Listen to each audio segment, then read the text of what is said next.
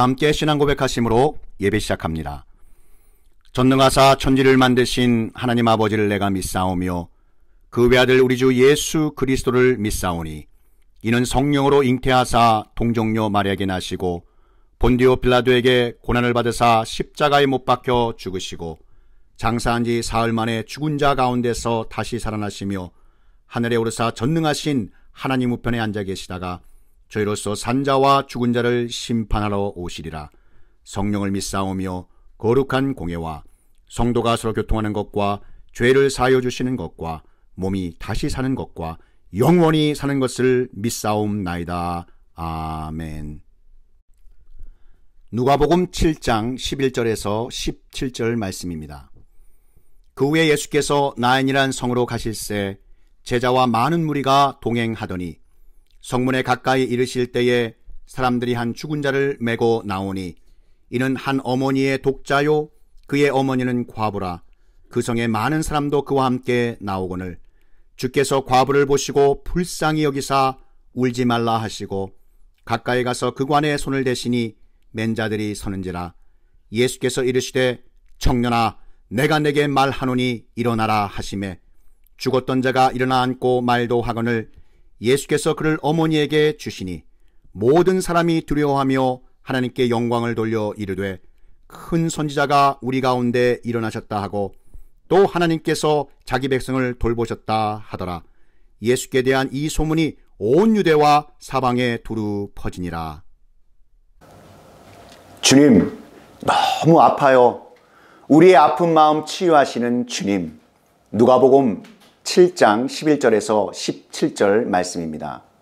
좋으신 우리의 하나님 아버지께서는 하나님의 자녀된 우리의 삶에 기쁨이 넘치길 그 어느 누구보다도 원하십니다. 그런데 주의 자녀된 우리도 너무나 아플 때가 있습니다. 너무 아플 땐 어떤 기도도 잘 나오지 않습니다.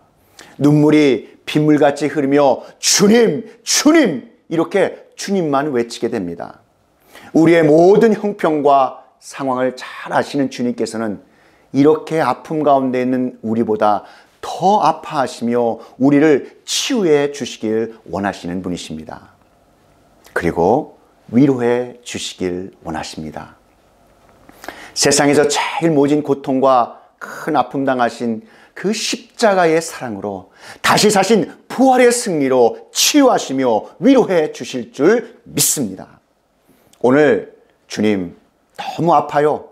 우리의 아픈 마음 치유하시는 주님, 이 말씀을 통해 주님께 영육간 모든 아픔 치유받고 위로받으시는 은혜의 시간 되시기를 축복합니다. 언어의 온도라는 책에 더 아픈 사람이라는 글이 있습니다. 이야기는 이렇게 시작됩니다. 어느 날 이 책의 저자가 지하철을 탔습니다. 맞은편 좌석에 앉아있는 할머니와 손자가 눈에 확 들어왔는데 자세히 보니 꼬마의 안색이 별로 좋아 보이지 않았습니다. 할머니 손에 약봉지가 들려 있는 걸 봐서는 병원에 다녀오신 듯 했습니다. 할머니가 손자 이마에 손을 올려놓더니 미소를 지으며 말합니다. 아직 열이 있네. 저녁 먹고 약 먹자. 손자는 커다란 눈을 끔뻑끔뻑거리며 대꾸합니다. 네, 그렇게 할게요, 할머니. 그런데 할머니는 내가 아픈 걸 어떻게 그리 잘 알아요? 할머니는 손자의 그 헝클어진 앞머리를 쓸어 넘기며 이렇게 말했습니다. 그게 말이지, 아픈 사람을 알아보는 건 더 아픈 사람이라 그렇단다. 상처가 얼마나 아픈지 그 상처를 겪어본 사람은 잘 압니다. 그래서 다른 사람의 몸과 마음에서 자신이 겪은 것과 비슷한 상처가 보이면 남들보다 곧 잘 알아챌 수 있습니다. 인생에서 그 겪는 아픔이 정도의 차이는 있겠지만 당사자에게 있어 그 아픔만큼 힘겹고 어려운 것은 없을 것입니다. 본문에 나오는 나인성 과부와 같이 뼈저리게 아픈 마음은 어느 누구도 위로할 수 없었을 것입니다. 이토록 감당하기 어려운 우리의 아픔을 누구보다도 잘 아시고 위로해 주시며 치료해 주시기 원하시는 분이 계십니다. 바로 그분이 우리 구주 예수 그리스도이십니다. 주님, 너무 아파요. 인생에서 감당할 수 없는 큰 아픔을 만났을 때 우리 주님 되시는 예수 그리스도께서 어떻게 우리의 아픈 마음을 그럼 치유해 주실까요? 그 첫 번째, 큰 아픔을 만난 하나님의 자녀들에게 주님은 친히 찾아오셔서 세상에 그 어느 누구도 줄 수 없는 큰 위로로 너무 아픈 마음과 영혼 깊은 상처를 온전히 치유해 주시고 어루만져 주시는 분이십니다. 우리는 몸이 아플 때 이 진찰을 받기 위해 의사를 찾습니다. 의사를 만나 무슨 병인지 또는 몸이 아픈 이유가 무엇인지 정확히 진단을 받습니다. 그런데 의사에게 무슨 병인지 진찰만 받고 치료를 받지 않으면 병이 나을 수 없는 것처럼 영적으로 어떠한 병에 걸렸는지 진찰만 받고 치유받지 않으면 영적인 병이 낫기 참 어렵습니다. 안타깝게도 이러한 모습을 우리는 종종 경험합니다. 영적인 병의 원인은 영적 게으름이나 무지에서 오는 경우가 참 많습니다. 마음이 너무나 아프고 힘든 데다가 마음을 놓아버린 상태에서 어느 누구도 위로해 줄 수도 없고 치유해 줄 수도 없는 상황에 맞닥뜨리면 신앙생활 가운데 영적으로 방황하기 시작합니다. 사람으로는 도저히 감당할 수 없습니다. 그러나 이런 영적 아픔을 온전히 치유해 주시고 위로해 주실 수 있는 분은 바로 예수 그리스도. 주님은 우리를 위해 세상의 그 어떤 아픔보다 가장 큰 십자가의 아픔과 고통을 먼저 친히 겪으시고 부활 승리하신 사랑의 하나님 아들 독생자이시기에 온전히 치유하시고 위로하실 수 있는 오직 유일하신 분이십니다. 마태복음 19장 26절에 사람으로는 할 수 없으나 하나님으로서는 다 하실 수 있느니라. 아멘. 예수님께서 공생애 사역하시는 중에 3명의 죽은 사람을 살리셨습니다. 회당장 야이로의 딸 죽은 나사로, 그리고 오늘 이 본문에 나오는 나인성 과부의 독자들입니다. 이들을 살리신 주님의 뜻은 세상에서 잠깐 있는 아픈 마음을 치유하실 뿐만 아니라 완전한 치유자이신 예수 그리스도가 부활의 주님이시오 영원한 생명의 주님이심을 세상 만방에 확실하게 가르쳐 주시기 위함이었습니다. 예수님께서 나인성 과부의 아들을 살리시는데 한 사람이, 어떠한 사람도 무슨 어떠한 일을 한 일이 전혀 없습니다. 예수님께서 죽은 자의 행렬 앞에 나타나셨고 예수님이 누구이신지 잘 모르는 과부를 불쌍히 여겨 그 아들을 살려주셨습니다. 이런 의미에서 보면 하나님께서 예수님을 보내주신 이유는 사람들이 자신들을 구원해달라고 간절히 졸라댔기 때문에 마지못해 그의 아들 예수 그리스도를 보내신 것이 아니라 하나님의 자녀된 우리에게 영원한 치료와 위로 그리고 구원이 절대적으로 필요함을 아시고 하나뿐이신 하나님의 아들 예수 그리스도를 이 땅에 보내주신 것입니다. 예수님만이 우리의 감당할 수 없는 주님, 너무 아파요. 이 아픈 마음을 친정으로 치유해 주시고 위로해 주실 수 있는 유일한 분이시기 때문입니다. 그런데 예수님께서 우리를 죄에서 구원하시고 아픈 영혼을 치유하시기 위해 십자가에 달려 죽어주실 때 사람들은 우리 죄 위에 대속해 죽으신 예수님의 십자가, 그 죽음, 그 어느 것보다도 우리에게 이것이 필요한지 그 사실조차도 몰랐다는 사실입니다. 사랑의 예수님께서 아무 조건 없이 우리를 불쌍히 여기셔서 찾아와 주시고 또 대신해서 죽어 주셨던 것입니다. 완전하신 주님의 치유인 복음이 나인성 과부의 죽은 아들을 살려주신 이야기 속에 아주 고스란히 담겨져 있는 것입니다. 어느 날 예수님께서 갈릴리와 이 사마리아 경계 지역에 있는 나인성으로 가실 때 제자와 많은 무리가 동행하였습니다. 나인이라고 하는 이 말은 기쁨 또는 행복이라는 뜻입니다. 예수님은 하나님의 나라, 그 크신 일을 행하시기 위해 하나님 아버지의 인도하심을 따라 나인성으로 가시는 것입니다. 기쁨 또는 행복이라는 뜻을 가진 나인성에 너무나 마음 아픈 사연을 가진 한 과부가 살고 있었습니다. 이 과부에게는 자신의 생명보다 더 아끼고 사랑하는 독자 아들이 있었습니다. 이 아들은 과부의 모든 것이라 해도 좋을 것입니다. 그런데 어떠한 일인지 그만 그 독자 아들이 죽고 말았습니다.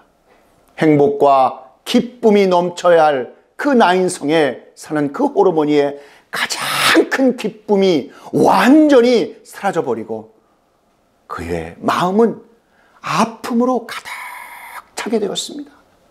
영적으로 볼 때 세상에 주는 기쁨엔 끝이 있다는 것입니다. 인간에게는 죄와 죽음으로 인해 찾아오는 세상적 행복의 끝과 아픔을 다룰 수 있는 그 어떠한 능력도 없습니다.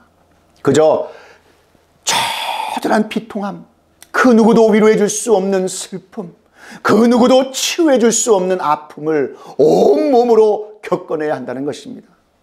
비통함에 젖어 깊은 슬픔과 아픔을 가지고 무덤을 향해 가고 있는 죽은 자의 행렬을 향해 죽은 자를 살리시는 생명 되신 예수 그리스도의 행렬이 다가오고 있습니다. 영원한 생명의 근원 되시는 예수 그리스도의 행렬이 그 앞에 나타나자 모든 아픔의 문제와 죽음의 행렬마저 힘을 잃는 순간이었습니다. 능력의 예수님께서는 이처럼 인류의 죽음의 행렬을 마주하며 찾아와 주신 메시아이셨습니다. 예수님께서는 깊은 그 마음, 그 아픔에 젖어 있는 과부를 보시고 불쌍히 여기셨습니다. 그리고 울고 있는 여인에게 울지 말라 말씀하십니다. 그런 후 주님께서는 죽은 청년이 누워있는 관에 손을 얹고 명하십니다. 청년아, 내가 내게 말하노니 일어나라. 그러자 죽었던 청년이 일어나 앉고 말도 하였습니다. 예수님께서 그 청년을 그 어머니 품에 안겨주셨습니다. 그 과부 여인에게는 나인성의 큰 기쁨이 다시 회복되는 순간이었습니다. 예수님은 이처럼 우리가 비통해할 때 조용히 다가와 말씀해 주십니다. 울지 말라. 그리고 너무나도 아파 어느 누구도 위로해 줄 수 없는 우리 마음의 상처를 위로해 주시고 치유해 주실 수 있는 유일하신 우리 주님이십니다. 기쁨에 참된 이 에덴을 잃어버려 마음이 아프게 된 우리에게 에덴의 기쁨을 회복시켜 주시고 아픈 마음을 온전히 치유하시기 위해 우리에게 친히 찾아오셨습니다. 예수님께서 죽은 그 과부의 독자 아들을 살려주신 이유는 단 한 가지인데 그것은 불쌍히 여기셨기 때문입니다. 본문 3절에 이 불쌍히 여기사의 이 말의 원문 성경에서 이렇게 우리가 해석해 보면 이렇게 해석할 수 있습니다.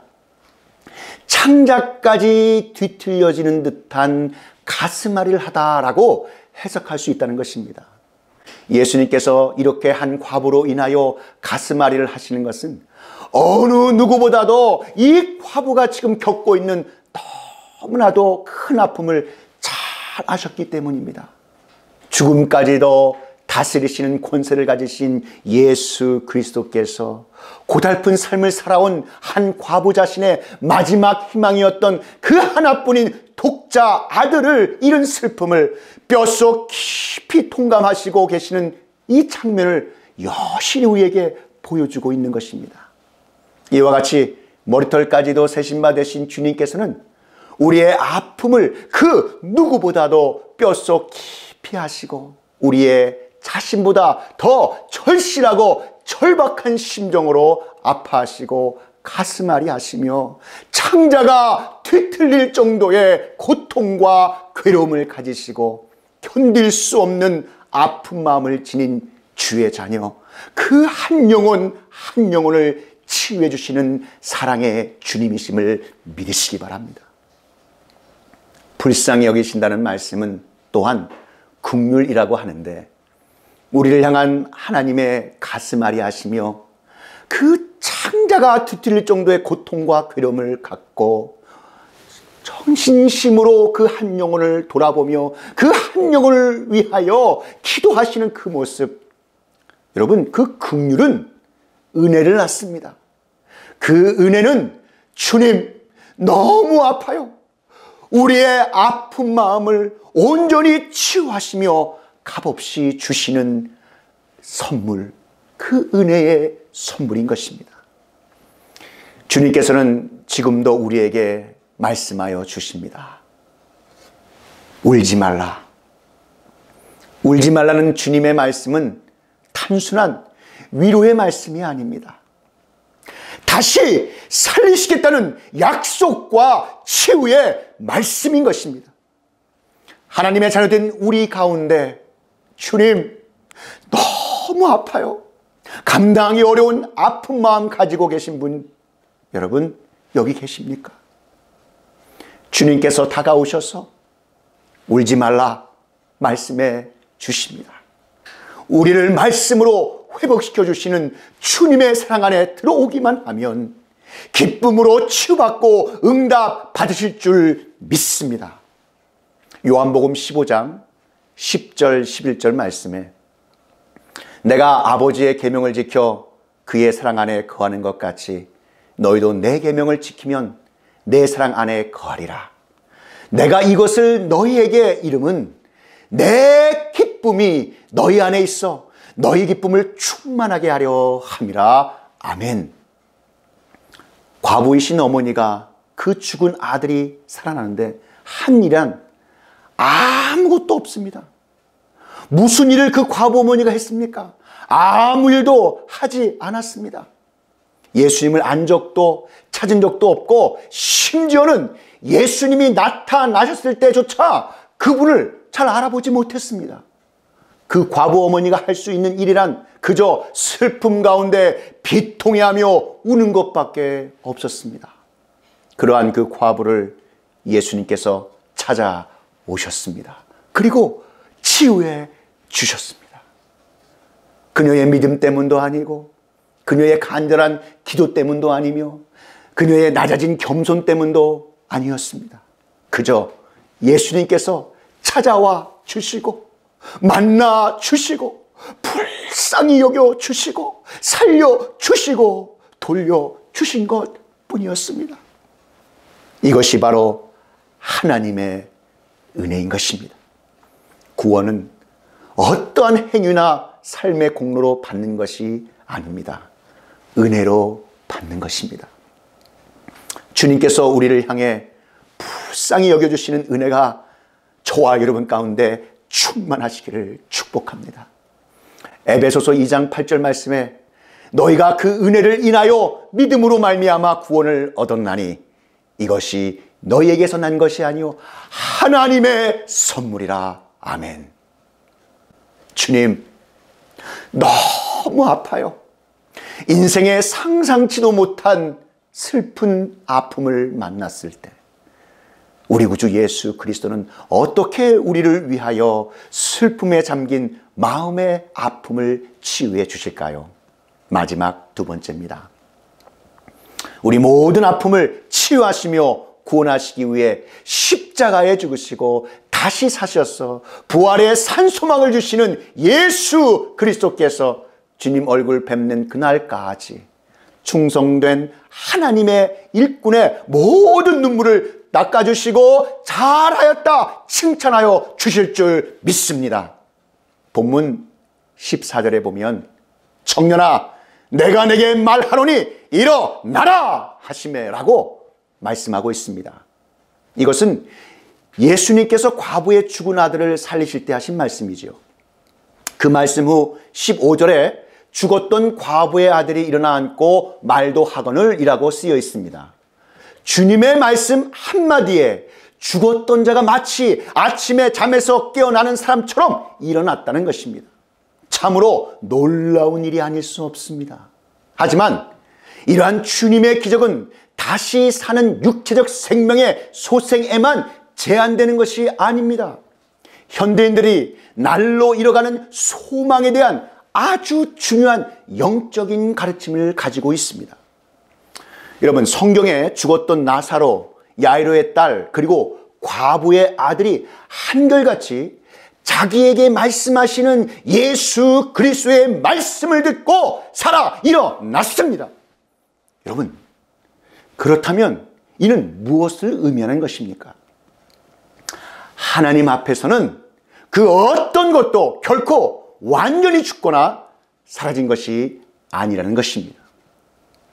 인간의 눈에는 죽은 것으로 보여도 하나님 앞에서는 살아있으며 인간의 눈에는 완전히 사라진 것처럼 보여도 하나님 아버지 앞에서는 여전히 존재하고 있다는 사실입니다.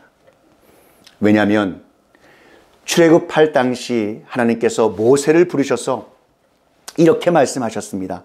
나는 산자의 하나님이라고 말씀하시며 이미 육체적으로 죽은 자들인 아브라함의 하나님, 이삭의 하나님, 야곱의 하나님이라고, 그 산자의 하나님이라고 말씀하셨기 때문입니다.